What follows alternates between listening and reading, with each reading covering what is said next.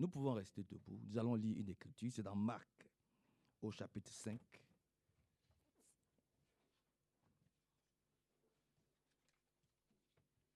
Dans le livre de Marc, au chapitre 5.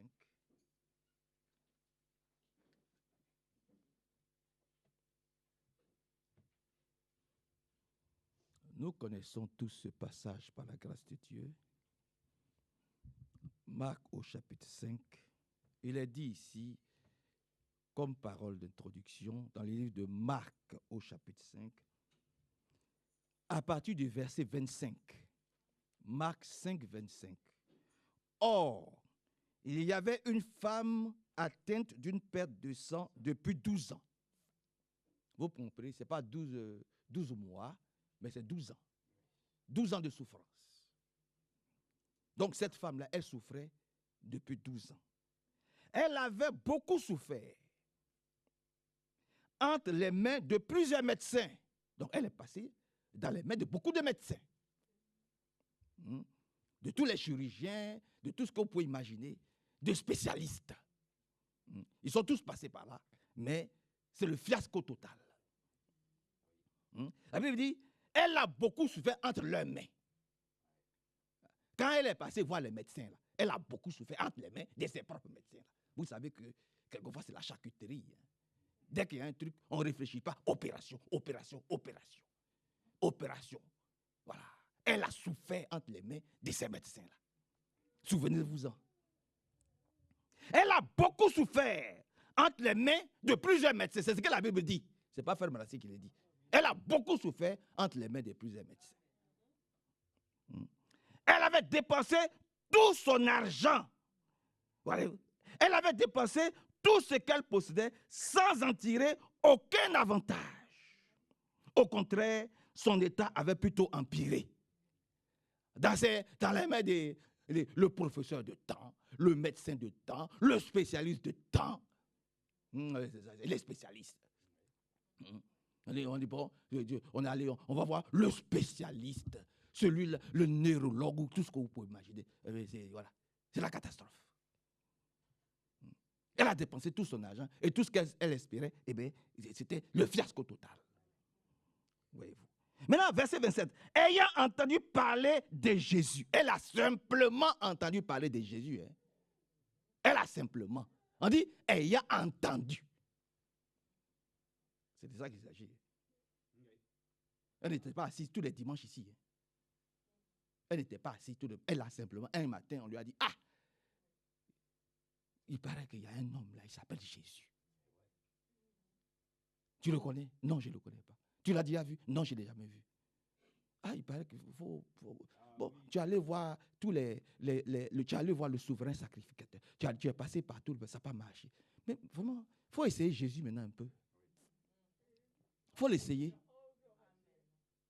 C'est ça qu'il s'agit. Tu as dit aller dans l'as. Non, c'est jamais allé. Tu le connais, non? C'est lui qui vient ici et puis il pense qu'on va lui imposer les mains et puis il va guérir. Il se trompe. Il se trompe. Hein? Celui qui vient ici, il pique. Non. On vient rencontrer Jésus. On ne vient pas, on vient rencontrer. On vient voir Jésus à l'œuvre. C'est ça qu'il s'agit. C'est ça qu'il s'agit. On vient voir Jésus. C'est pour ça qu'on est sorti ce matin. Ayant entendu parler de Jésus, et elle vint dans la foule par derrière et toucha son vêtement. Amen. Car elle disait, si je puis seulement toucher ses vêtements, je serai guérie. Elle savait. Amen. Voilà quelqu'un. Oh, asseyons-nous. Voilà une dame. On lui a simplement parlé de Jésus. Hein. Ça ne fait pas 10 ans qu'elle est dans l'église. Ça ne fait pas 20 ans qu'elle est dans l'église. Ça ne fait pas 40 ans qu'elle est dans l'église. Ça ne fait même pas un jour qu'elle est dans l'église. On lui a simplement dit, ce Jésus-là, va vers lui. Parce que tu as essayé avec tous les hommes. Tu es passé par frère Branham. Échec et mat. Tu es passé par frère Franck. Tu es allé lui exposer tous tes problèmes. Échec. Tu es passé par frère Hervé. Tu es passé par frère Manassi. Échec. Mais essaie Jésus maintenant. Il faut essayer Jésus. Parce que j'ai passé par tout ça. Tu vas suivre un homme, tu vas être déçu. tu es venu pour écouter un homme qui va être déçu. Celui qui vient pour écouter un homme, il va être déçu ce matin. Mais celui qui est venu pour entendre Jésus, qui est venu faire une rencontre personnelle avec Jésus, celui-là, il va te bénir. C'est de là qu'il agit ce matin. Et que Dieu nous aide et que Dieu nous bénisse. Donc, nous sommes venus rencontrer Jésus par la grâce de Dieu, par la puissance de sa parole. Maintenant, elle dit, si seulement je peux toucher son vêtement. Tu as suivi, tu as vu comment ça s'est passé. C'est de ça qu'il s'agit. Si seulement je pouvais toucher son vêtement. Bon, maintenant, viens. Elle dit, je serai guéri. Verset 20. Au même instant, voyez-vous, quand elle disait, si je puis seulement toucher ses vêtements, je serai guéri. Au même instant, la perte de sang s'arrêta et elle sentit dans son corps qu'elle était guérie de son mal. Alléluia. Elle a senti maintenant, elle dit, si seulement je peux toucher son vêtement. Et je sais. Si je le touche, je sais que je serai guéri. Elle n'a pas dit, oh attendez, je vais aller le voir, je vais parler face à face avec lui. Je vais aller le voir. Et puis, je dis, bonjour Seigneur Jésus, bonjour. Oh tu sais, Seigneur, je souffre. Seigneur, aie pitié de moi. Seigneur, pardonne-moi. Seigneur. Elle dit, non. Elle dit, si seulement, même pas derrière, je viens tranquillement, calmement, pas derrière. Et puis, je le touche seulement. Je sais que je suis guéri. Il faut que je le touche. Et puis, je vais être guéri. Je n'ai même pas besoin de chercher même à parler, à discuter, à le rencontrer, à lui exposer mes problèmes. Non, je veux le toucher. Et je sais que je suis guéri. Et lorsqu'elle a touché Jésus, mais la Bible dit, instantanément, elle fut guérie. Maintenant vient la chose. Jésus a ressenti qu'une force est sortie en lui. Il s'arrête. Quand on continue, il s'arrête. Il dit, mais je sens qu'il y a une force. Il dit, mais qui m'a touché? Maintenant, les philosophes, la philosophie religieuse va prendre maintenant le relais. Jésus dit, qui m'a touché? Et bien les disciples, ils disent, mais il y a beaucoup de personnes qui te touchent. On est des milliers de personnes. Comment tu peux dire, qui m'a touché? Il dit, moi Jésus, je sais que quelqu'un m'a touché. Parce que j'ai senti une puissance qui est sortie de moi. Je sais que quelqu'un m'a touché. Amen. Et puis maintenant, il se retourne et puis il voit la femme toute tremblante. Et puis elle lui raconte son histoire. Et il dit, voilà, c'est vraiment merveilleux. Il dit, qui a touché mes vêtements? Ses disciples disent, tu vois la foule qui te presse. Et tu dis, qui m'a touché? Et il regardait autour de lui pour voir ceux qui avaient fait cela. La femme effrayée et tremblante, sachant ce qui s'était passé en elle, vint se jeter à ses pieds et lui raconta toute la vérité. Elle sait, sous l'écoute, après avoir tué, elle sait ce qui se passe en elle. Est-ce que ce matin, par la grâce de Dieu, sur le coup de la parole, quelque chose va se passer en toi? Oui. C'est de ça qu'il s'agit. Hein? Vous allez me dire, oh frère Manassé, arrête de discourir. Jésus était physiquement là. C'est pour ça qu'elle a pu toucher son vêtement. Maintenant, où est Jésus? Mais la Bible dit, au commencement était la parole. Et c'est la parole qui a été faite chair. Donc ce matin, nous devons faire quoi? Nous devons toucher Jésus au travers de sa parole. C'est la parole que nous devons toucher ce matin. Ça là, c'est un livre. C'est un livre. Si tu le prends comme un livre, il va rester toujours en tes mains comme un livre. Ça va être que des lettres. Si tu le prends ce matin comme un simple livre, ça va rester comme un simple livre où tu vas lire que des lettres.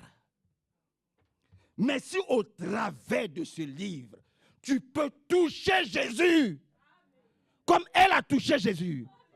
Si tu peux le toucher, si sa parole peut être vivante dans ton cœur ce matin, tu le toucheras. Si sa parole est vivante dans ton cœur, tu le toucheras, comme elle a touché. Oh, que Dieu nous bénisse, frères et sœurs.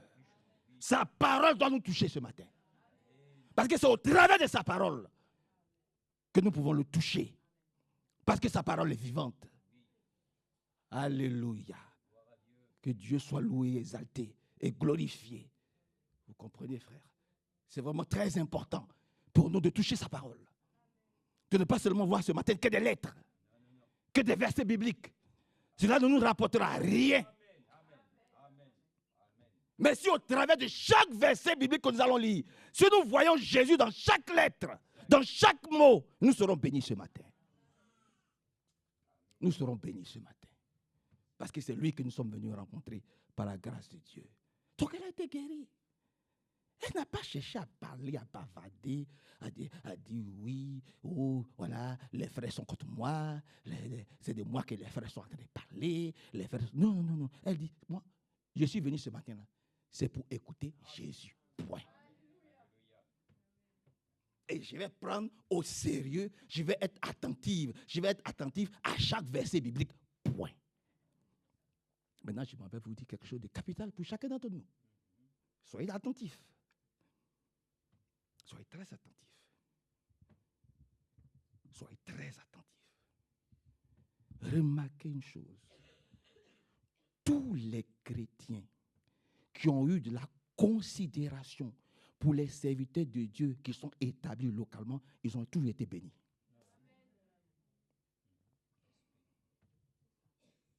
Le prophète a prêché le respect. Pourquoi beaucoup rentrent vides et sortent vides de l'église? Parce qu'ils n'ont aucun respect pour les hommes que Dieu a établis localement. Ils ne les considèrent pas, ils ne les respectent pas. Oui. Aucun respect pour ceux que Dieu a établis. Mais comment Dieu peut te bénir si tu n'as pas de respect pour ce qu'il fait?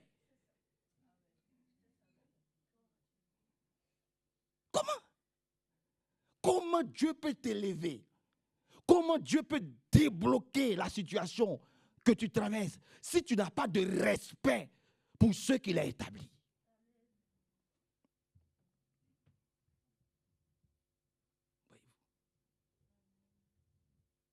Elle a eu du respect pour celui dont elle a entendu parler. Et tout, vous allez prendre, depuis le commencement des Écritures jusqu'à la fin, tous ceux qui ont été attentifs à ce que Dieu fait ou faisait en leur temps, ils ont été bénis. Hein? Ils ont été bénis. Voyez-vous. Donc, le respect que nous devons les uns pour les autres et le respect que nous devons pour ceux que Dieu a établis, c'est capital. Pour notre avancement, pour notre translation, pour notre victoire, pour le déblocage de toutes les situations dans la vie de chacun d'entre nous. Autrement, nous allons rester là pendant des années et nous serons toujours secs et sèches. Parce que nous n'avons pas encore compris que Dieu, il travaille comme il veut. Et il choisit qui il veut, comme il veut, quand il veut et où il veut, sans te consulter. C'est à toi et moi d'être soumis à ce que Dieu fait maintenant. Pour que Dieu nous bénisse et que Dieu nous élève. Que son beau nom soit loué, exalté et glorifié. C'est la solution. Hein? C'est la solution. Tu honores ce que Dieu fait, Dieu t'honore. Tu n'as pas de respect pour ce que Dieu fait localement, mais comment tu veux que Dieu t'élève dans ce que tu ne respectes pas?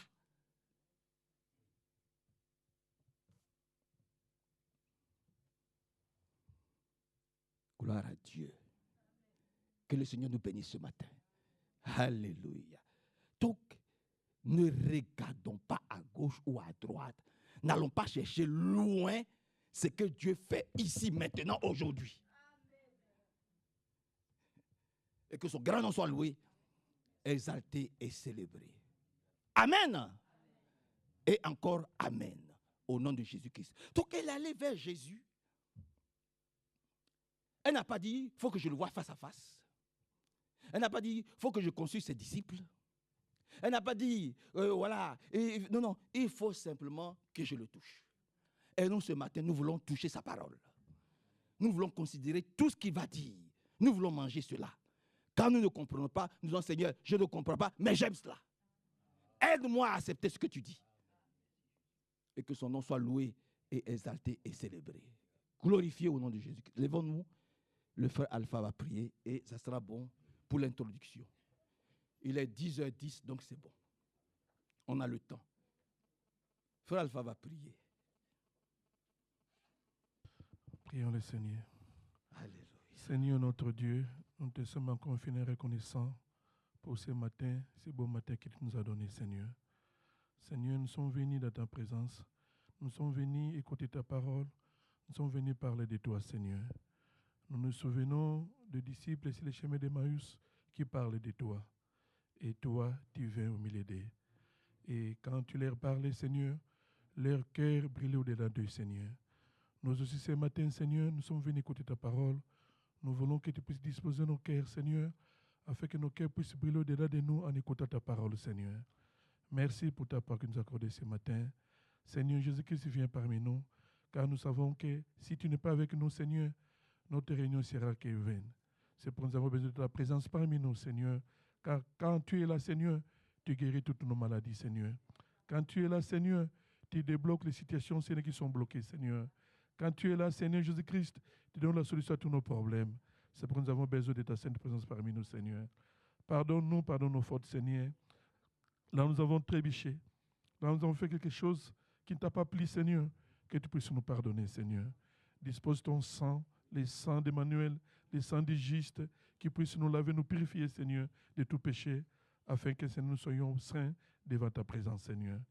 Oh Dieu, nous t'accordons cette réunion de saintes mains, afin que tu puisses continuer à nous conduire et à nous parler, Seigneur. Et cette parole que nous avons entendue, cette exhortation, Seigneur, que cela soit dans notre cœur, que nous puissions avoir du respect envers ce que tu es en train de faire, Seigneur. Que nous ayons du respect, Seigneur, envers tes serviteurs établis, Seigneur Jésus-Christ. Car tu dis que si nous honorons ta parole, toi aussi tu vas nous honorer, Seigneur. Que cette parole rentre dans ton cœur, que nous accordons le respect dans ce que tu fais, Seigneur, afin que nous soyons bénis, Seigneur. Nous accordons le reste de ce qui est entre cette main, que tu puisses être avec nous, que tu puisses être avec tes enfants à travers le monde entier, Seigneur. Là, ils se sont rassemblés, Seigneur, pour t'adorer, Seigneur, que tu puisses aussi, Seigneur, les accompagner. Quand tu les bénis, Seigneur, bénis-nous aussi, Seigneur, ici à Lyon, que tu puisses penser à nous. Dans les noms puissants et merveilleux de notre Seigneur Jésus-Christ, nous t'avons ainsi prié. Amen.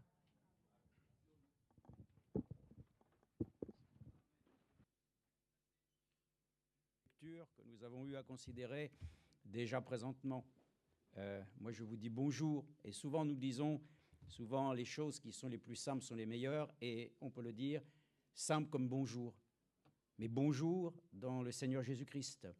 Et ce bonjour que nous voulons nous avoir, le frère l'a dit dans sa prière, c'est un jour que le Seigneur nous a accordé. C'est le jour que l'Éternel a fait. Chantons-le.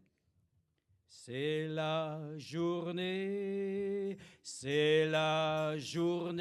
que le Seigneur a fait, que le Seigneur a fait. C'est la journée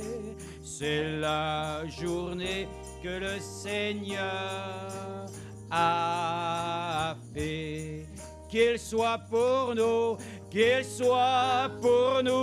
un sujet de joie, qu'il soit pour nous un sujet de... C'est la journée que le Seigneur a fait. Amen. C'est la journée que le Seigneur a fait, donc il faut en profiter comme il nous l'a donné. Alors nous sommes reconnaissants parce que la parole que nous avons lue Vous savez que j'ai vraiment beaucoup de mal à m'habituer à ces micros parce que nous entendons toujours notre son résonner. Alors c'est toujours quelque chose qui n'est pas facile toujours à maîtriser, tellement nous considérons que nous sommes habitués à parler les uns et les autres sans ces choses. Et des fois, ce n'est pas si évident que cela, que à pouvoir ainsi être à même devant ce micro, nous entretenir des choses du Seigneur. Bon, alors, mais le Seigneur nous aide en toutes choses, hein, c'est mieux. Merci Seigneur. Et nous sommes reconnaissants pour cette lecture. Moi, j'ai pensé à la chose, frères et sœurs, que lorsqu'on est malade, on va voir le médecin. Mais cette femme a vu beaucoup de personnes. Et comme il est écrit ici, elle avait beaucoup souffert entre les mains de ceux qui ont été normalement ceux qui pouvaient l'aider. Frères et sœurs, quand on vient vraiment dans la foi au Seigneur Jésus-Christ, on ne tombe pas dans les charlatans. Voilà, et Jésus-Christ n'est pas un charlatan. Hein. Jésus-Christ, nous allons le voir, il est le Dieu Tout-Puissant. Donc le problème, c'est que des fois, nous ne nous adressons pas aux bonnes personnes. Et je pensais simplement à mon fils Benjamin qui avait eu des soucis. Vous savez qu'étant hémophile, il a eu à supporter beaucoup de difficultés et certains membres de son corps ont souffert de certaines, disons, de certaines choses.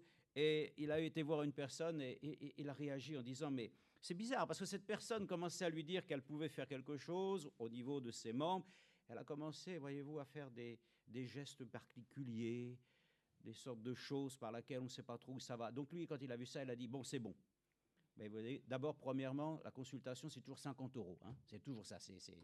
Frères et sœurs, nous ne sommes pas ici pour tomber ainsi dans un milieu où il y a des charlatans. Ici, dans la maison de Dieu, nous trouvons le Dieu Tout-Puissant. C'est le véritable docteur. Il n'y a pas de marabout, il n'y a pas de boule de cristal, il n'y a rien, frères et sœurs. Il n'y a que sa sainte et précieuse parole. Donc, quand nous venons vraiment dans la présence de Dieu, nous ne rencontrons pas simplement des personnes qui vont te faire souffrir. Parce que tu découvres, quand tu viens dans la maison de Dieu, qu'il y en a un qui a souffert pour toi. Les autres veulent te faire souffrir pour que tu puisses guérir. Et nous, pour que nous puissions guérir, il faut accepter celui qui a souffert pour nous. C'est merveilleux, hein? Alors donc, ça c'est vrai, ça m'a touché de dire, je ne pense pas l'avoir lu, jamais comme cela, que cette femme avait souffert dans les mains de médecins. Alors évidemment, comme nous sommes des gens très équilibrés et sobres, nous n'allons pas mettre la médecine dans une poubelle. Oh non, non, non, non. Parce que ça serait dommage, parce que notre frère Kofi, qui est médecin, il serait ainsi maltraité. Nous sommes reconnaissants qu'il y a de véritables docteurs. Et dans la Bible aussi, il y a des docteurs que Dieu a établis. Amen. Des docteurs des Écritures. Et Jésus était le plus grand des docteurs des Écritures. Parce que le frère l'a lu ici, pourquoi devait-elle toucher le bord du vêtement? Parce que dans la tradition juive, les vêtements qu'il portait, ces robes longues pour les hommes, on va dire, mais alors il portait des vêtements de femme? Non. Non, c'était comme cela que les hommes s'habillaient. Et dans le bas du vêtement, dans l'ourlet, il y avait une portion des Écritures. Cette femme a touché les Écritures. Elle savait qu'il était la parole. Donc le frère l'a dit, si tu viens et tu touches par exemple le bois de cette chair, mais c'est superstitieux. Si tu viens pour essayer de toucher le bord du costume de Frère Manassé, c'est la superstition. Mais si tu viens toucher avec foi les Écritures, si tu viens toucher réellement ce qu'elle a touché, tu ne vas pas rentrer un charlatan, tu vas rencontrer le véritable docteur qui devient le grand médecin. Il faut d'abord que tu aies un docteur des Écritures et ensuite qu'il devienne ton médecin pour guérir ton corps malade. Il faut d'abord, frères et sœurs, que notre cœur soit guéri pour que nous puissions d'abord croire dans celui qui a accompli une œuvre par laquelle ainsi Ésaïe le dit, c'est tes maladies qu'il a portées. C'est par ses meurtrissures que nous sommes guéris. Donc c'est important que cette femme a touché la parole. Elle n'a pas simplement touché un tissu. Il n'y a pas de vertu dans le tissu. Mais il y a une vertu, parce que le frère l'a dit aussi, une vertu est sortie de moi. Amen. Celui qui touche la parole de Dieu puise à la vertu divine. C'est ainsi que frère Branham lui-même dans son ministère l'a dit. Lorsque les gens touchaient la foi, lui-même s'affaiblissait. Et il disait qu'il était tellement faible qu'il fallait que les frères le soutiennent à la fin du service. Donc tout est biblique. Il n'y a pas de choses sur lesquelles nous sommes là mis à inventer des choses. Nous ne sommes pas ici dans la superstition, nous sommes dans la réalité. Nous avons un Dieu puissant. Et nous voulons savoir qui est ce Dieu puissant. Et j'ai pensé simplement que nous avons déjà la réponse en le chantant. Le Dieu tout-puissant, c'est qui? Le Dieu puissant, c'est Jésus.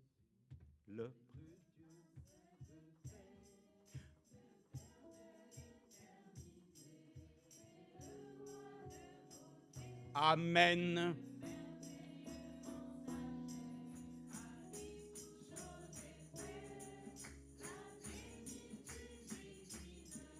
Oh, tout est en lui. Tout est en lui. Tout est en lui. La plénitude divine est toute en lui. Tout est en lui. Tout est en lui. Tout est en lui. Le Dieu tout-puissant. Amen. C'est ce que nous voulons dire ce matin. Si nous avons un Dieu puissant, il doit être identifié pour nous. Et nous l'avons dit, c'est le grand médecin. C'est lui que Dieu a envoyé parmi les hommes pour les secourir de leur détresse. Tout ce qui avait été annoncé dans le livre des prophètes, c'est oui et amen. C'est réalisé. Jésus a pu le dire, c'est accompli. Donc on va parler du Dieu tout-puissant. Parce que nous pensons simplement que, aussi, quand le Titanic a coulé, c'est curieux, hein, les gens pensent alors au Dieu puissant.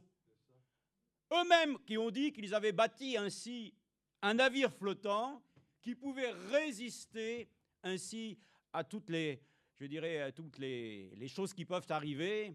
Mais cependant, voilà, il a coulé.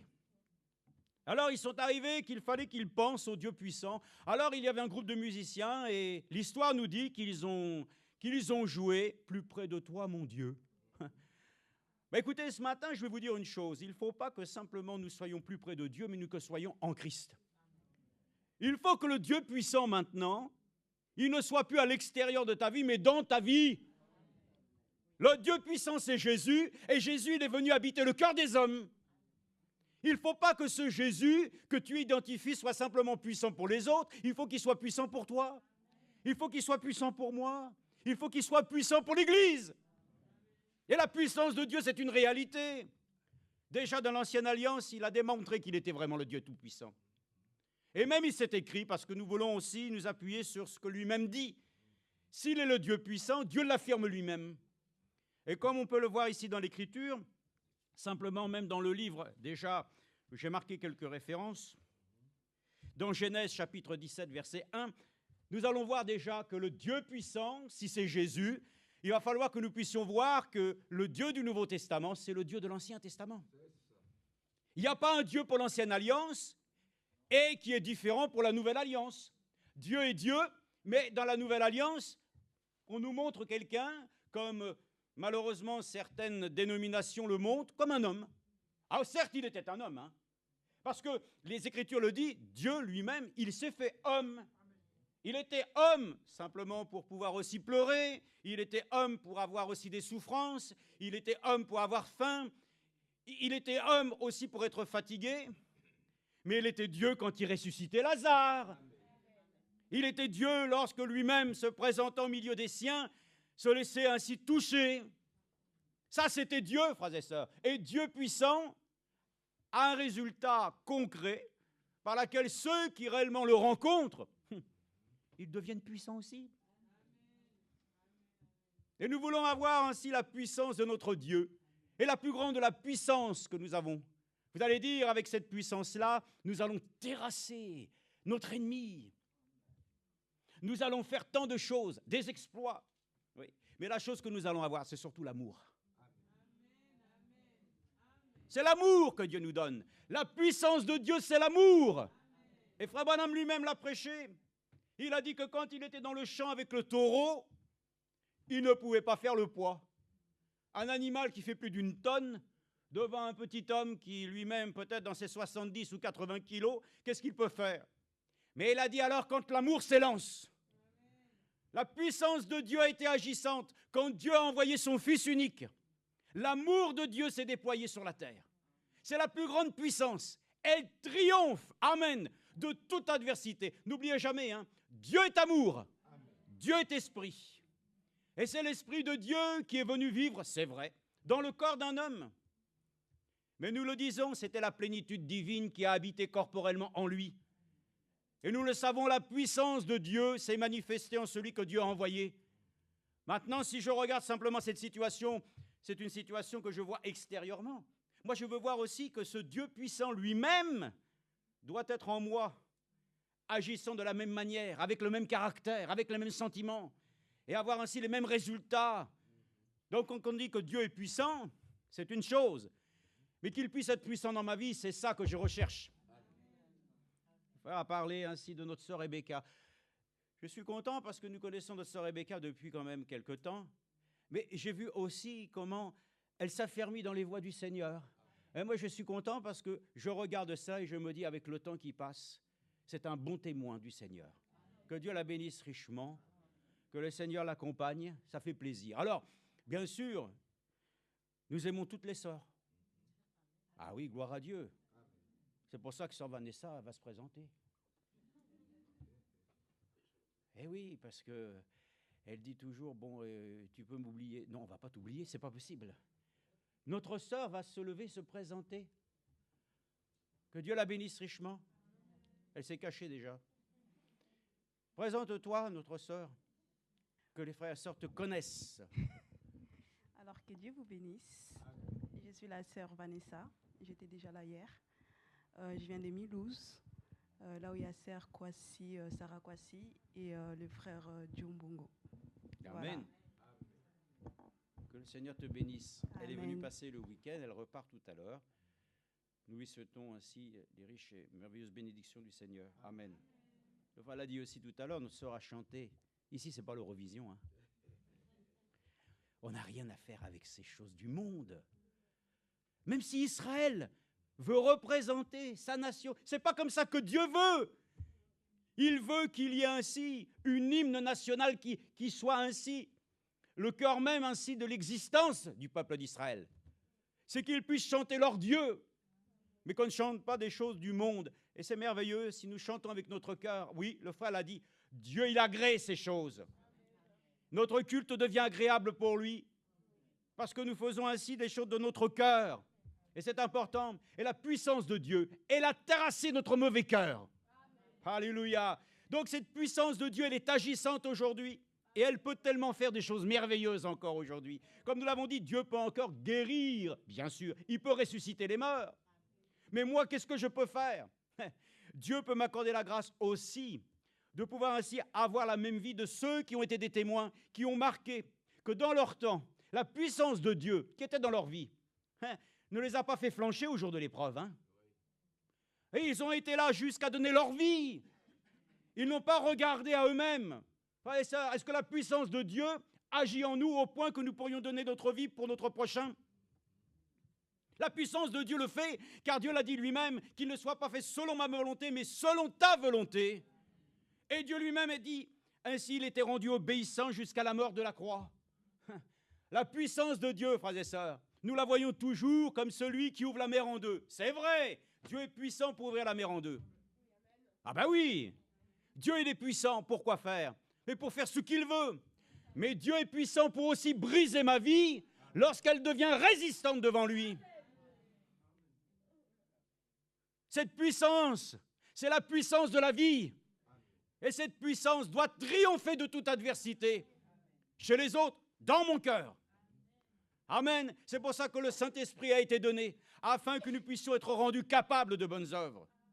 Alors ne regardons pas simplement la puissance de Dieu comme étant simplement quelqu'un qui pourrait être capable d'éviter que le bateau coule. Dieu aurait pu éviter que le bateau coule. Hein. Oh oui, il aurait pu en un instant renflouer le bateau. Hein. Le bateau aurait pu reprendre ainsi. Non, frères et sœurs, Dieu n'agit pas simplement avec éclat pour que les hommes puissent satisfaire leur ego, mais Dieu manifeste sa puissance à ceux qui croient en lui. Dieu a été puissant pour qu'il puisse pourvoir à un bélier lorsque Abraham a offert son fils. C'est la puissance de Dieu qui crée. Le frère l'a dit, c'est Dieu qui est puissant pour créer des membres là où il n'y en a pas. Là où la petite fille n'avait rien, même pas d'orbite dans ses yeux, que l'homme de Dieu a prié pour que Dieu crée des yeux et qu'il s'arrête pour dire, j'avais oublié de demander, de quelle couleur tu voudrais les yeux? Elle a répondu bleu. Et les moqueurs diront, comment peut-elle dire bleu? Il doit y avoir encore quelque chose, une magouille, parce que si elle n'a jamais vu, comment elle peut dire des choses bleues? Mais elle dit, parce que je l'ai entendu, que le ciel est bleu et que le ciel est beau. Alors je voudrais avoir des yeux comme la beauté du ciel. Alors l'homme de Dieu a prié et cette petite fille avait eu ses yeux que Dieu dans sa puissance avait créés. Et Frère Branham n'est rien là-dedans, lui. Il n'est que simplement l'intermédiaire. Mais c'est Dieu qui est tout puissant pour faire cette chose. C'est Dieu qui est capable de renverser les situations. Là où nous voyons que les choses sont arrivées à un tel point, mais lui prend plaisir à les renverser. Afin que nous connaissions la hauteur, la profondeur et la largeur de son amour. Et ça, la puissance de Dieu est en action aujourd'hui. Mais attention de voir que cette puissance n'a pas été donnée aux hommes simplement pour épater la galerie. La puissance de Dieu que Dieu nous a donnée, c'est pour témoigner de son amour. Lisons d'abord une écriture. Ici, ainsi Genèse 17, j'ai dit, lisons simplement comment Dieu dit la chose. Déjà dans les temps anciens, il s'affirme qu'il est le Dieu puissant. Et nous l'avons chanté déjà, le Dieu puissant c'est Jésus. Amen. Et nous le croyons réellement qu'il est vraiment le Dieu tout-puissant, ça c'est sûr. Il y a aussi un autre cantique que j'avais marqué, qu'ainsi que nous pouvons aussi reconnaître quand notre âme considère l'amour de Dieu. Ah, c'est ça. Considérons l'amour que Dieu a témoigné pour nous.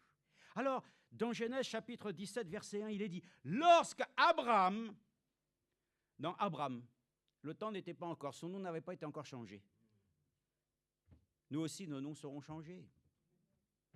Lorsqu'Abraham fut âgé de 99 ans, l'Éternel lui dit, je suis le Dieu Tout-Puissant. Amen. Je vais vous dire une chose, à tout âge, Dieu doit pouvoir te déclarer dans ta vie, je suis le Dieu Tout-Puissant. Et notre frère Billy l'a dit hier, quand on voit avec l'âge les forces nous manquer, ce qui est tout à fait normal, les Écritures le disent aussi dans le livre même ainsi des Proverbes, tu nais, tu deviens fort, tu grandis, puis après ça commence à diminuer. Ça, c'est les conséquences du péché. Mais Dieu, lui, continue à affirmer que lui-même, je suis le Dieu Tout-Puissant. Amen. Même si l'âge est avancé, ou même si le jeune homme ou la jeune fille est jeune, Dieu affirme, je suis le Dieu Tout-Puissant. Amen. C'est ainsi que dans toute notre vie, souvent, nous considérons les choses de telle manière que nous avons toujours tendance à nous diminuer. Mais Dieu veut nous accorder la grâce de toujours, en fin de compte, nous accorder dans notre propre vie de pouvoir élever le nom du Seigneur. Et il nous donnera force et courage pour affronter les difficultés de notre vie. Et si nous devons, comme certains qui nous ont précédés, gagner le ciel en attendant qu'ainsi le Seigneur lui-même ne revienne et fasse ressusciter les morts, ça n'empêche pas qu'il est toujours le Dieu Tout-Puissant. Amen. Parce que c'est le Dieu Tout-Puissant qui va ressusciter aussi ceux qui nous ont précédés. Amen. Et comme nous le disions hier, je crois, dans le psaume que nous avons lu, il est mentionné 26 fois à chaque verset, « Car ta miséricorde durera toujours ». Donc la puissance de Dieu est en action. Et quand il dit à Abraham, qui fut âgé de 19 ans, l'Éternel lui dit, « Je suis le Dieu Tout-Puissant, marche devant ma face et sois intègre. » Amen. Donc, voyez-vous que quand Dieu révèle sa toute-puissance, il y a une action qui doit être menée. C'est ainsi que le frère nous a fait lire ce passage. Cette femme avait entendu ainsi que le Dieu Tout-Puissant était en action. Mais cette femme s'est sentie concernée. Nous aussi, nous devons nous sentir concernés. Lorsque Dieu dit « Je suis Tout-Puissant », et qu'il te dit maintenant ainsi « Lève-toi et marche », mais c'est le moment de marcher. C'est pour ça que tout à l'heure nous avons dit « Avec les charlatans, ça ne marche pas ». Mais avec Jésus, ça marche toujours. Amen. La preuve, celui-même qui était homme, il n'est pas capable de marcher. Dieu l'a rendu capable de marcher. Et nous le croyons, il est encore en capacité aujourd'hui de nous le dire encore. Je suis le Dieu Tout-Puissant.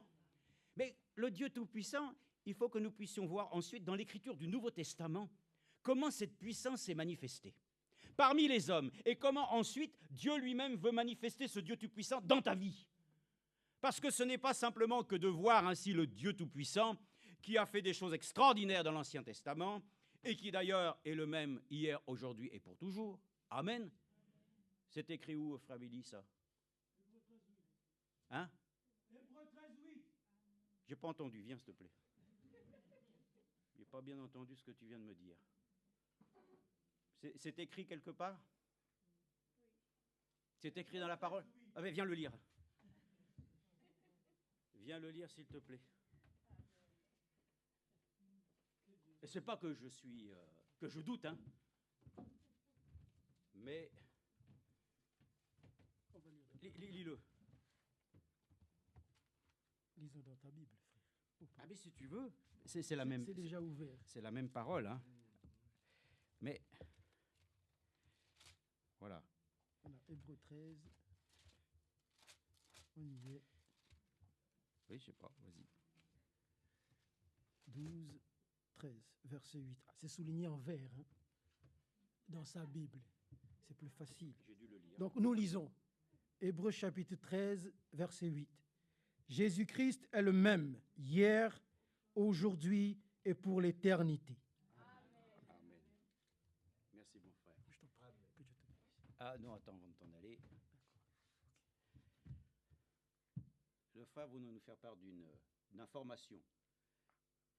Il voudrait nous faire part qu'il s'est fiancé. D'accord. Que Dieu le bénisse richement.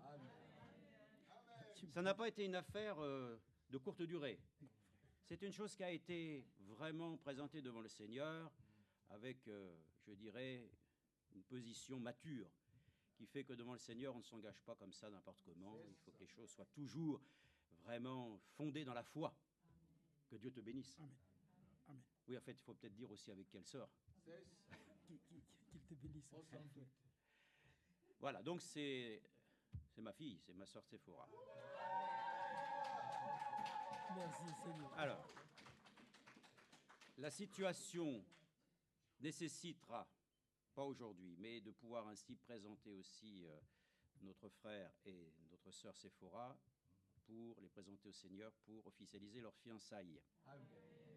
Donc déjà, la semaine prochaine, il y a déjà un événement. Donc je ne sais pas comment les choses se feront, mais bon, ce n'est pas la peine de précipiter quoi que ce soit.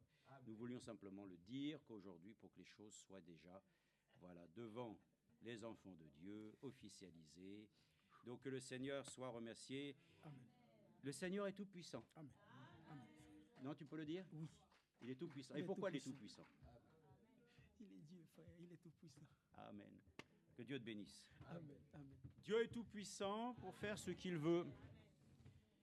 L'essentiel est que Dieu lui-même, qui a le contrôle de toutes choses, puisse se glorifier. Vous savez, si toute chose se fait et qu'on peut peser vraiment toutes les choses dans la parole de Dieu, très sérieusement, le Seigneur, dans sa toute-puissance, fera que les choses arrivent telles que lui le désire. Alors, la situation est que nous pouvons le dire encore aujourd'hui, il n'a pas changé, il est le même hier, aujourd'hui, éternellement. La puissance de Dieu est aussi agissante aujourd'hui que du temps où il a fait des choses puissamment lorsqu'il était avec son peuple pour le faire sortir de l'Égypte. Ce même Dieu, il existe aujourd'hui. Et nous voulons ainsi le dire encore, alors que nous étions dans ainsi le livre de la Genèse. Continuons, il y en a quelques-uns où il atteste encore dans Genèse, chapitre 28, verset 3. 28, verset 3, lisons-le. Il est écrit, « Lève-toi, va à Padam Aram, chez le père de ta mère, et prends là-bas une femme parmi les filles de Laban, le frère de ta mère. Que le Dieu Tout-Puissant te bénisse, te rende fécond et te multiplie, afin que tu deviennes une foule de peuples. » Amen. Le Dieu qui bénit, il est le Dieu qui engendre. Le Dieu Tout-Puissant est celui qui fait des promesses. C'est lui qui rend fécond. Amen. Si la toute-puissance de Dieu qui a été donnée aux enfants de Dieu les rend puissants, il les rend simplement pas puissants pour faire des miracles et des prodiges, mais il les rend aussi, par sa puissance, obéissants. obéissant pour accomplir sa volonté. Ouais, oui, c'est ça. Hein. Il faut que nous voyions que la puissance de Dieu, frères et sœurs, va amener l'Église épouse. Dans l'unité de la foi, j'attends cela, frères et sœurs. Je crois dans la puissance de Dieu pour qu'il amène ainsi chacun d'entre nous, frères et sœurs, à former un seul cœur. Ce que nos yeux ne peuvent pas voir aujourd'hui, notre cœur, frères et sœurs, déjà le voit. Il sait que le Dieu Tout-Puissant ne nous laissera jamais. Ce qu'il a promis, il l'accomplira toujours. Et le Dieu Tout-Puissant te dit aussi à toi-même, frères et sœurs, que le Dieu Tout-Puissant te bénisse, te rende fécond et te multiplie. Amen. Donc, c'est important, frères et sœurs. Le Dieu puissant, il est agissant. Déjà dans l'Ancienne Alliance, ses promesses sont liées à ce que lui est capable de faire la chose. Il est le spécialiste des choses que tu es incapable de faire. Car tout est possible à Dieu. Et lisons encore simplement dans le chapitre 48, un peu plus loin toujours dans la Genèse. Parce que c'est le livre du début, c'est le livre des semences. Donc la première semence, le Dieu Tout-Puissant le dit. Je suis le Dieu Tout-Puissant. Je suis le Dieu d'Israël. Mais le Dieu Tout-Puissant. Nous n'avons pas un Dieu faible ce matin. Jésus n'est pas faible. Il est né comme tous les enfants dans une crèche, mais ce n'est plus le petit Jésus. Ah non, non, non. Jésus, il est le Fils du Dieu très haut qui a remporté la victoire à Golgotha. Ce Dieu Tout-Puissant, il est identifié pour nous. Et nous savons où il se trouve. Ainsi, dans 48.3, il est dit: après ces événements, l'on vint dire à Joseph, voici que ton père est malade. Il prit alors avec lui ses deux fils, Manassé et Ephraïm. On l'annonça à Jacob et on lui dit, voici ton fils Joseph qui vient vers toi. Israël rassembla ses forces et s'assit sur son lit. Jacob dit à Joseph, le Dieu Tout-Puissant m'est apparu à Luz, dans le pays de Canaan, et il m'a béni. Amen. Il n'y a que Dieu qui bénit. Il n'y a que Dieu qui guérit. Il n'y a que Dieu qui sauve. Parce qu'il est tout-puissant. Sa puissance vient de son esprit qui n'est pas ainsi un esprit qui contestera toujours avec l'homme.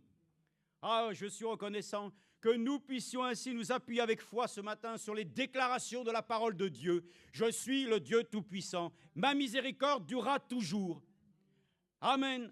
Et nous sommes à même de lire encore aussi dans Exode, chapitre 6, verset 3, parce que les choses avancent. Et dans tous les temps, Dieu a toujours montré que lui-même n'a jamais changé et que cette toute-puissance ne s'est pas affaiblie. Dieu n'est pas, comme disait Frère Branham, Dieu n'est pas ainsi un vieux grand-père. Hein. Il est notre Père. Il reste notre Père qui est aux cieux. Il n'a pas vieilli. Il est toujours ainsi en capacité de répondre à tous nos besoins. Ainsi, 6.3, il est dit, Dieu parla encore à Moïse et lui dit, moi, je suis, alléluia, l'Éternel. Je suis apparu à Abraham, à Isaac et à Jacob comme le Dieu Tout-Puissant. Amen. Ce matin, nous devons pouvoir, dans notre réunion, nous le dire nous-mêmes. Le Seigneur lui-même doit nous apparaître comme le Dieu Tout-Puissant. Et le Dieu Tout-Puissant, c'est Jésus. Mais pas n'importe quel Jésus. Il paraît qu'ainsi dans les pays ainsi de l'Amérique latine, beaucoup de gens s'appellent Jésus. On donne ces prénoms à beaucoup de gens. Mais nous, nous voulons que ce soit le véritable Seigneur Jésus-Christ. Et nous le disons, le Dieu du Nouveau Testament est le Dieu de l'Ancien. Le Dieu qui faisait des miracles et des prodiges avec son peuple, c'est le Dieu maintenant qui en fait dans ta propre vie. Ne négligeons pas le pouvoir de Dieu ce matin. Car, il le dit lui-même, pour celui qui l'a accepté, il a donné même le pouvoir d'être enfant de Dieu. Nous disposons ainsi de ce pouvoir, mais ce pouvoir ne nous fait pas faire ce que nous voulons.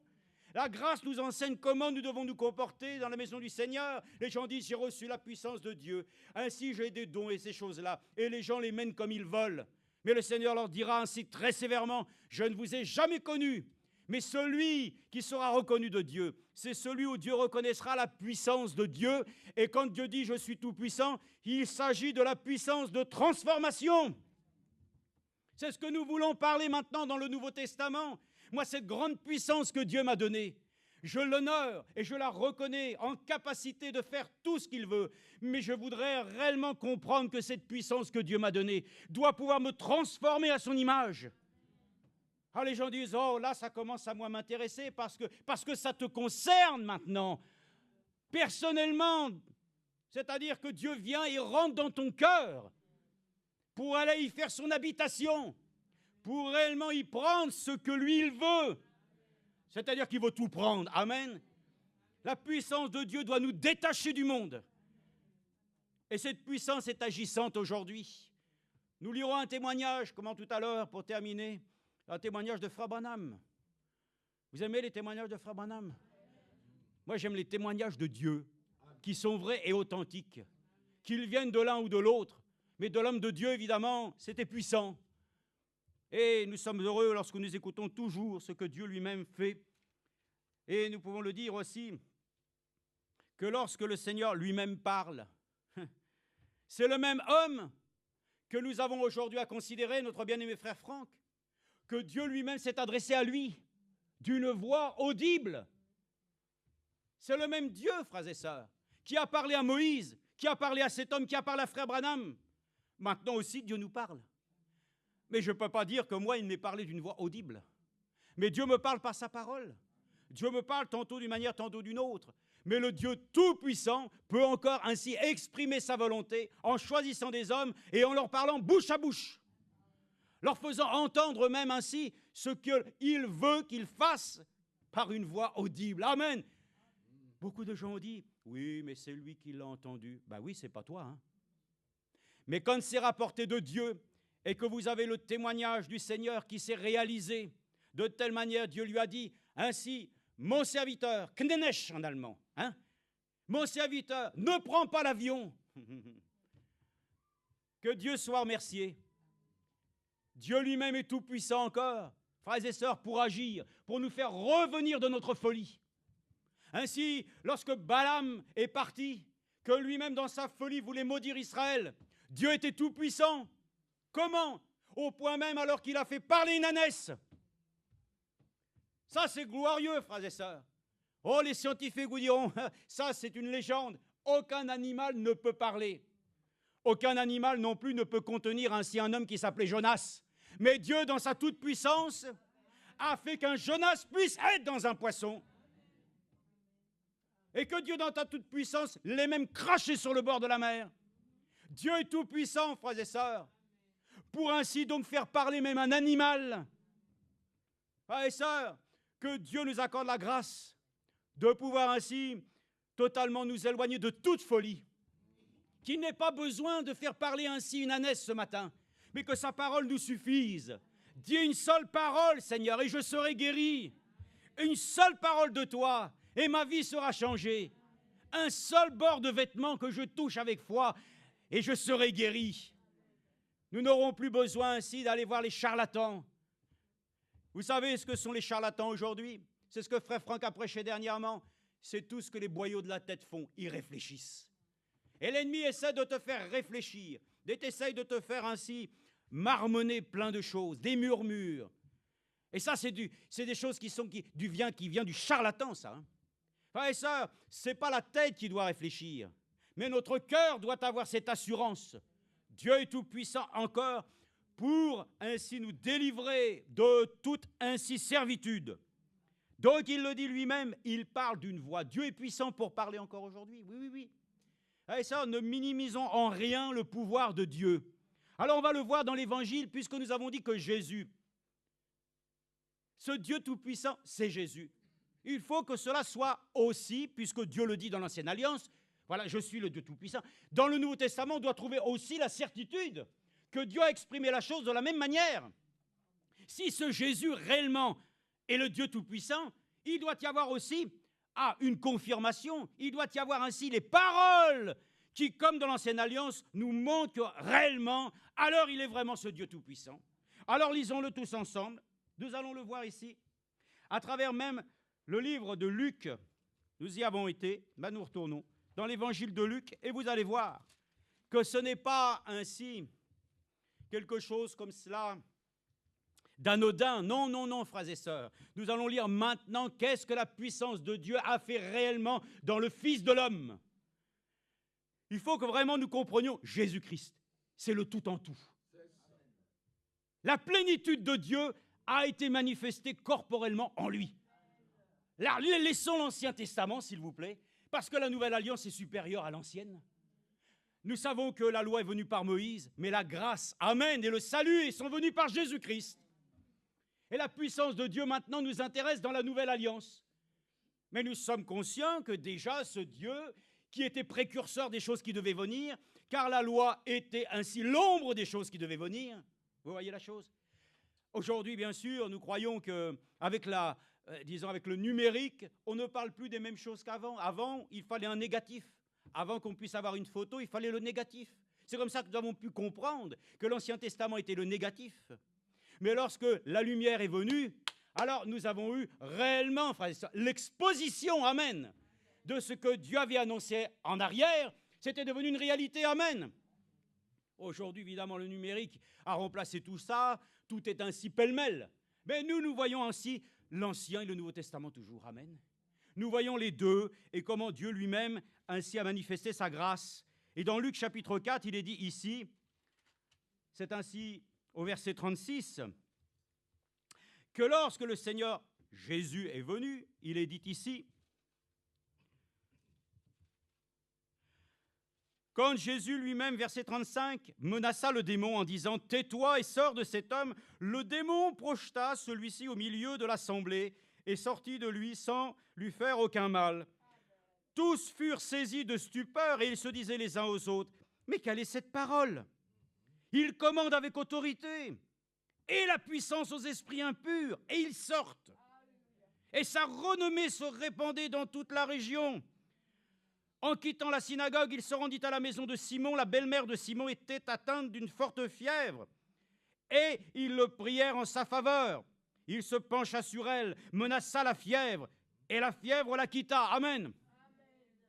À l'instant, elle se leva, elle se mit à le servir. Maintenant, verset 40, regardez ça. Après le coucher du soleil, tous ceux qui avaient été des malades atteints de divers maux les lui amenèrent. Il imposa les mains à chacun d'entre eux et les guérit. Amen. La puissance de Dieu en action. Amen. Dans le Fils de l'homme. Celui dont il était annoncé qu'il serait le Messie pour délivrer Israël. Celui qui viendrait et qui manifesterait, amen, la nature qui avait déjà été montrée simplement par des types. Simplement des attributs, Jéhovah Jireh, Jéhovah Rapha, Jéhovah ceci, Jéhovah cela. Hein? Les caractères de Dieu, déjà dans les anciens temps, Elohim, amen, le Dieu de toute éternité. Ensuite, il vient et il commence à se montrer, se révéler dans son caractère par la formule Jéhovah. Mais ce n'est pas suffisant. Nous ne sommes pas que simplement des témoins de Jéhovah, nous. Nous voulons être des témoins de Jésus-Christ, car Jean lui-même l'a dit, je suis sur l'île de Patmos à cause du témoignage de Jésus. C'est le témoignage de Jésus qui importe maintenant. Et la puissance de Dieu, il l'atteste dans celui que Dieu a envoyé. Ça va s'attester comment? Mais nous-mêmes déjà, nous pouvons le dire. Nous déclarons que par sa résurrection, il est le Fils de Dieu. Donc, il faut que nous puissions voir que réellement, le Dieu Tout-Puissant, quand il est venu en Jésus, ce Jésus-là, il avait toute autorité. Les démons lui étaient soumis. Tout a été soumis. Et ça, l'Église épouse va voir bientôt ainsi tout être soumis. Elle aura l'autorité pour la parole parlée. Vous dites, mais ça, c'est quoi? Mais c'est une vérité qui nous a été annoncée, que nous attendons. Et je veux qu'ainsi, je sois prêt, digne, parce que je ne suis pas digne, mais lui me rendra digne de pouvoir disposer en moi de sa pleine autorité, afin que nous puissions nous-mêmes prononcer la chose et qu'elle arrive. Lui, il disait la chose arrivait. Regardez, il a fallu attendre. Relisons. Après le coucher du soleil. Dans les temps du soir, la lumière paraîtra. Au temps du soir, frères et sœurs, la puissance de Dieu est venue agissante. Et Dieu a dit à son ministre, Ainsi, rien ne résistera, pas même le cancer. Pour l'époque, c'était ce qui était le plus significatif. Mais aujourd'hui, nous pouvons le dire, Dieu aussi a l'autorité sur le cancer, sur le sida, sur tous les esprits, frères et sœurs, démoniaques, et de tout ce qui s'oppose, frères et sœurs, à notre bien-être. Il n'a pas changé, nous l'avons lu, Hébreux 13. Il est le même hier, aujourd'hui, éternellement. Amen. Tu veux venir encore nous le dire, Fabélie? Non, bon, d'accord. Le message est passé. Après le coucher du soleil, tous ceux qui avaient été atteints de diverses maladies, tous furent guéris. Amen. Le temps, frères et sœurs, pour nous, est d'expérimenter encore la puissance de Dieu. Bon, lisons maintenant Luc 9. On va le voir simplement comment Dieu lui-même atteste que ce Dieu tout-puissant, c'est vraiment Jésus. Après, les gens diront, oui, mais vous croyez ce qui est écrit. Gloire à Dieu! Ah bah oui alors! Ça, nous pouvons le dire, nous le croyons avec foi. Le témoignage de Jésus est vrai, le témoignage des hommes est faux. Le témoignage de notre Seigneur, nous l'avons reçu. Et c'est ce qui alimente, frères et sœurs, notre foi et notre existence et notre vie. Amen. En dehors de ça, nous n'avons rien. Chapitre 9, verset 11, il est dit ici, les apôtres, à leur retour, lorsqu'ils avaient été, vous savez tous, ainsi envoyés, ils ont connu des choses extraordinaires. Ils avaient ainsi le pouvoir que Dieu leur avait donné, de pouvoir aussi chasser les démons. Et il a dit, là où vous irez, qu'on vous accueillera, faites votre travail. Là, on va vous rejeter. Frappez ainsi la poussière, ainsi avec vos chaussures, et partez ailleurs. Les apôtres, à leur retour, racontèrent à Jésus tout ce qu'ils avaient fait. Il les prit avec lui et se retira à l'écart du côté d'une ville appelée Bethsaïda. Les foules s'en aperçurent et le suivirent. Jésus les accueillit et il leur parlait du royaume de Dieu. Il guérit aussi ceux qui avaient besoin de guérison. Amen. Amen. Le Dieu est tout-puissant pour guérir celui qui a un besoin ce matin. Si tu n'as pas de besoin, qu'est-ce que tu veux qu'il fasse pour toi? Ayons des besoins ce matin. Ayons de véritables besoins pour que nous puissions le voir agir puissamment comme il le faisait en ce temps-là. Amen. Maintenant, voilà la parole de la vérité qui vient nous donner ainsi le sceau de Dieu sur l'action que Dieu a menée à travers Jésus-Christ. C'est Matthieu 28, verset 18, où il est dit ici,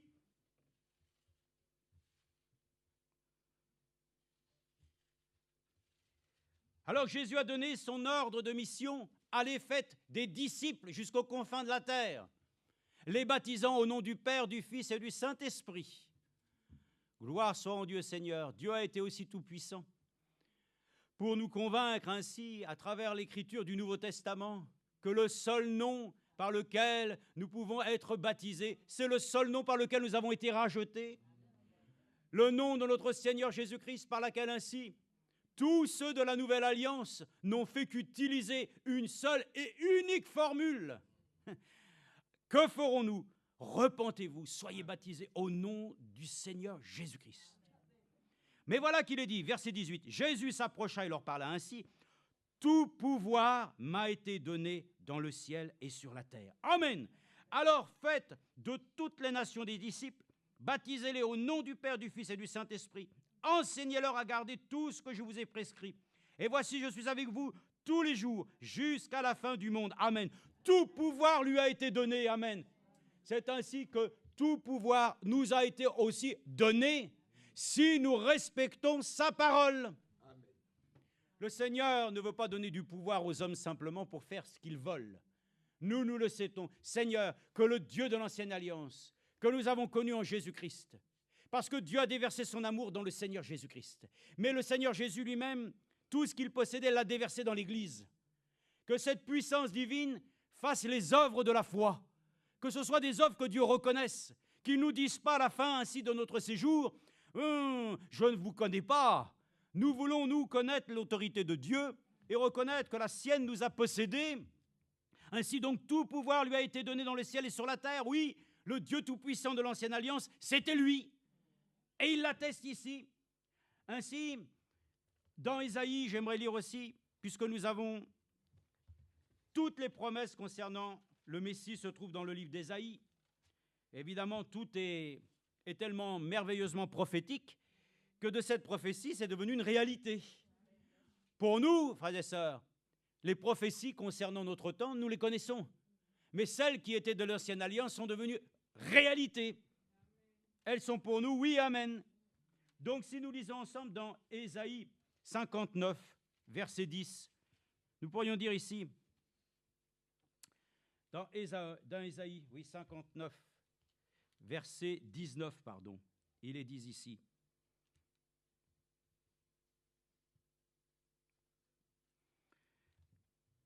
On craindra le nom de l'Éternel depuis l'Occident et sa gloire depuis le soleil levant. Quand l'adversaire viendra comme un fleuve, l'Esprit de l'Éternel le mettra en fuite. Un Rédempteur vient pour Sion, pour ceux de Jacob qui se détournent de leurs crimes. Oracle de l'Éternel. Quant à moi, voici mon alliance avec eux, dit l'Éternel. Mon esprit qui repose sur toi, et mes paroles que j'ai mises dans ta bouche ne se retireront pas de ta bouche, ni de la bouche de tes enfants. Amen. Ni la bouche des enfants de tes enfants. Amen. Dit l'Éternel, dès maintenant et à toujours. Amen. La parole de Dieu qui a été donnée de tout temps, c'est la parole pour nous aujourd'hui. Elle a les mêmes efficacités, elle a le même pouvoir, parce que c'est la même parole. Voilà pourquoi nous sommes reconnaissants. Le Dieu puissant, c'est la parole. La puissance de Dieu, c'est sa parole. Frère Branham disait, c'est la bombe atomique de Dieu. Et cette parole qui a été avec ceux qui nous ont précédés, c'est cette même parole. Voilà pourquoi nous avons ainsi reçu un message qui doit nous ramener ainsi à la foi de nos pères.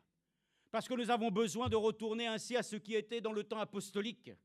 Et dans ce temps apostolique, frères et sœurs, ils ont expérimenté à la Pentecôte ce que bientôt encore, nous allons encore une dernière fois connaître. Dieu envoyait encore une fois la puissance de Dieu sous la forme d'une pluie glorieuse de cette arrière-saison. Amen. Alors qu'est-ce que nous faisons? Mais nous sommes comme Jacques le dit.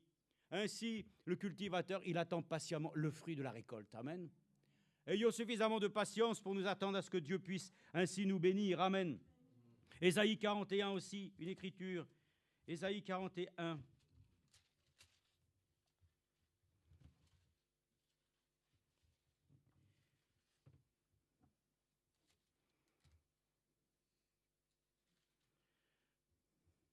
Ils faites silence pour m'écouter, que les peuples renouvellent leur force, qu'ils avancent et qu'ils parlent.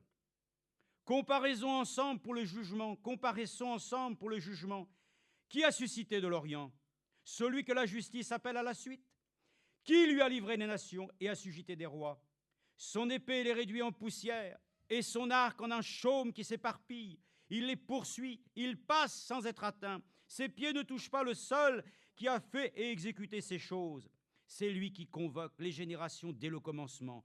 Moi, l'Éternel, qui suis le premier et qui serai encore avec les derniers. Amen. Amen. Alléluia. Le Dieu qui a été ainsi avec notre Père dans la foi Abraham, c'est ce Dieu qui est avec nous aujourd'hui. Quelle joie de savoir que nous n'avons pas un Dieu différent de ceux qui nous ont précédés avant. C'est une joie, frères et sœurs, de savoir quand nous irons ensemble au souper des noces.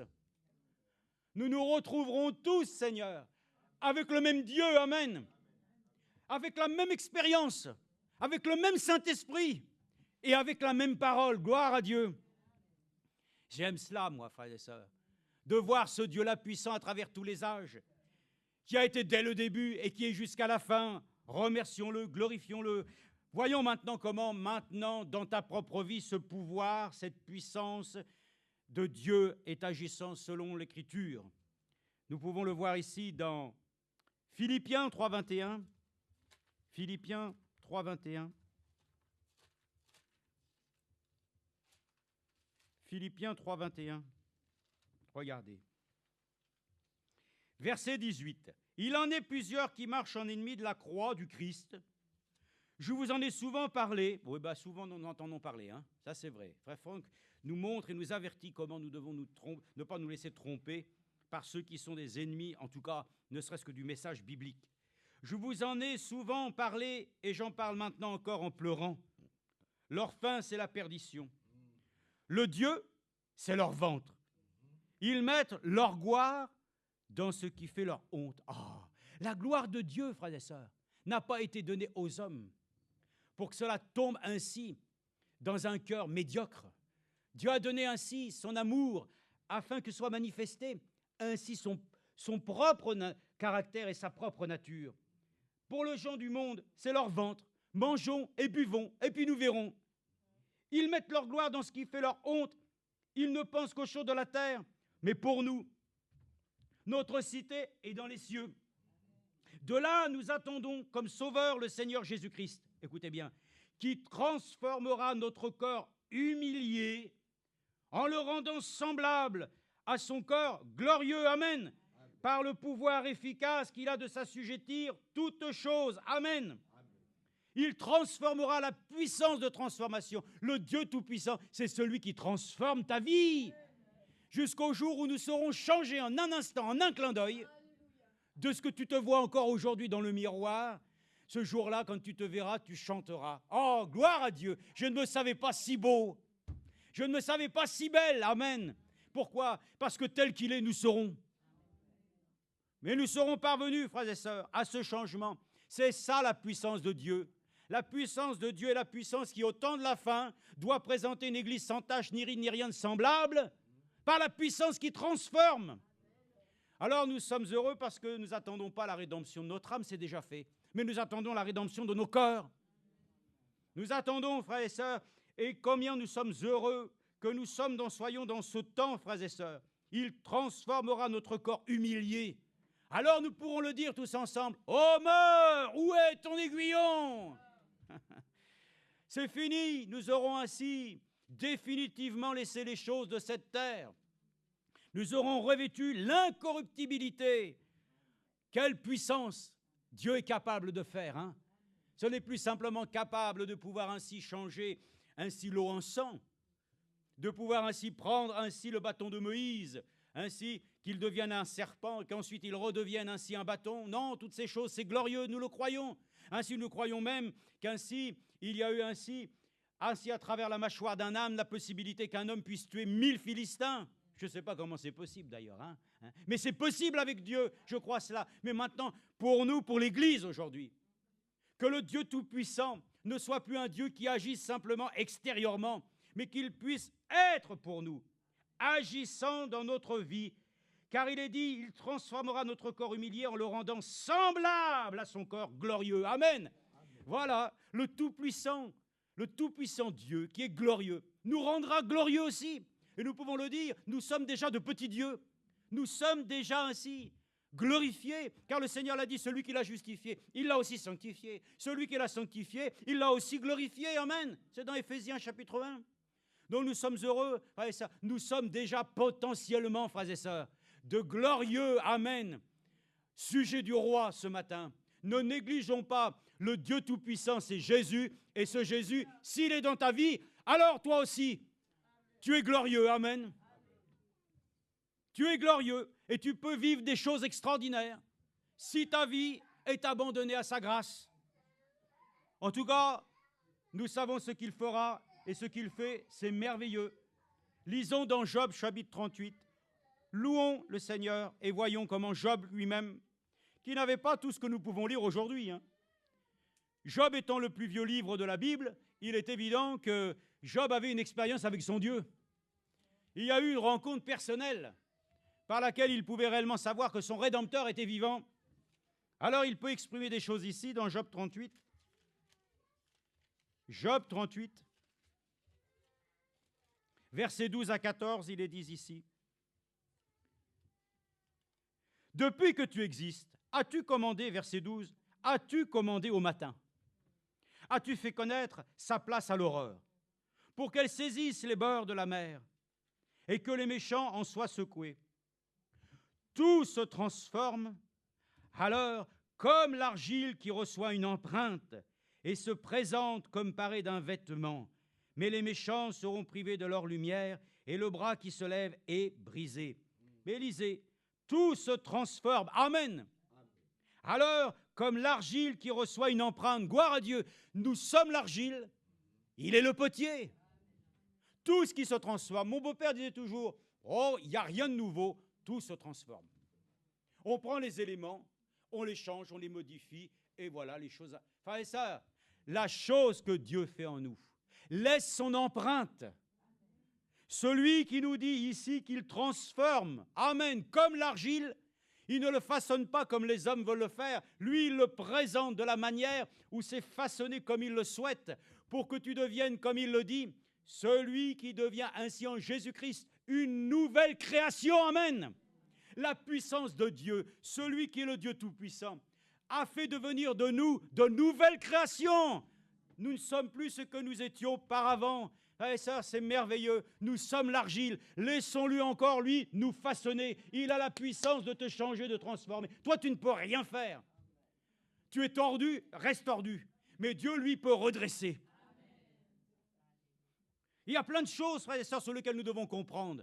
L'homme prend les choses, il les transforme. Mais lorsque Dieu lui-même, par sa puissance, change ta vie, il te change complètement. Ton cœur est nouveau. Je vous donnerai un cœur nouveau. J'y mettrai ainsi mes lois. Je les graverai dans votre cœur. Amen. Merci Seigneur.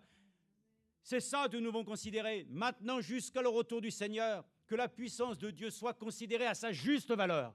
La puissance de Dieu, son amour, son esprit, sa parole, puisse produire ce que Dieu souhaite. Ayons au moins dans notre cœur ce désir de dire « Je crois cela ». Je ne peux pas, mais toi, tu peux encore le faire. Tu as encore le pouvoir ce matin, toi qui es tout-puissant, de changer même les circonstances. Daniel l'a dit, c'est toi qui as le Dieu qui révèle les secrets, c'est toi qui donne un sens aux songes. Tu places les rois, tu les défais, tu fais tout ce que tu veux. Quand un mur ainsi qui est dressé pendant des décennies pour séparer les deux Allemagnes, pendant que l'homme de Dieu lui-même qui est né juste à la frontière, qui s'est trouvé juste, il a dit, lui-même, quand il est né, la ferme qu'il avait, frère Franck, il y avait juste la ligne de la RDA qui était à côté. Mais Dieu l'a placé du bon côté, amen. Vous rendez-vous comment Dieu est puissant? Là, ils ont fait le mur de Berlin qui a traversé toute l'Allemagne, ils ont traversé ça, mais lui-même, il était juste du bon côté. Mais Dieu lui-même, à un moment donné, ce mur est tombé en une nuit. Et Dieu a pu réconcilier ainsi ce peuple pour que l'évangile soit prêché, amen. Mais Dieu est tout-puissant, frères et sœurs. C'est pour ça, nous pouvons le dire, Dieu est tout-puissant pour encore briser les cœurs les plus fermés. Il faut le croire. Sinon, nous commençons à émettre des pensées de l'homme. Je vous le dis aujourd'hui, nous pouvons le dire, il y a des situations qui sont absolument inextricables. Il y a des maladies incurables. Mais le Dieu Tout-Puissant a le dernier mot sur toute situation. Nous devons le croire, sinon nous allons perdre, frères et sœurs, la face. Nous n'avons pas de honte à le dire. Nous n'avons pas de capacité à nous sortir nous-mêmes des ornières. Nous le disons, Seigneur, toi seul, au milieu de nous, sois reconnu comme le seul Dieu véritable, qui peut par sa puissance nous changer, nous transformer, nous amener à rectifier le tir. Jusqu'au moment où nous allons tellement nous aimer, nous n'allons plus pouvoir nous quitter. Mais aujourd'hui, nous n'avons même pas trop de difficultés pour quitter la réunion. Au revoir et à bientôt. Mais un jour, nous ne pourrons plus. Nous serons là tellement désireux de dire, c'est fini, nous ne pourrons plus jamais. Mais il est dit ainsi, oui, ne dites pas dans votre cœur, tout se transforme. Non, dites une chose, il n'y a que Dieu qui a le pouvoir de transformer ma vie. Il te rendra, oui, il est dit ici, et se présente comme paré d'un vêtement. Frère Franck l'avait prêché. Oui, mais mes vêtements ne sont pas propres. Mais il peut encore nous donner des vêtements neufs. Nous pouvons aujourd'hui revêtir, amen, la tenue qui va d'à propos, frères et sœurs. Que Dieu ôte ainsi notre vieux vêtement souillé. Et puis qu'il nous accorde la grâce de nous revêtir, amen, de toutes ces paroles. Gloire à Dieu. Alors, Romains 12, nous allons presque déjà terminer. Romains 12, 2. Lisons encore cette écriture. Romains 12, 2. Continuons, voyons la puissance de Dieu en action, ce qu'elle fait dans la vie d'un croyant. Ah, frères et sœurs,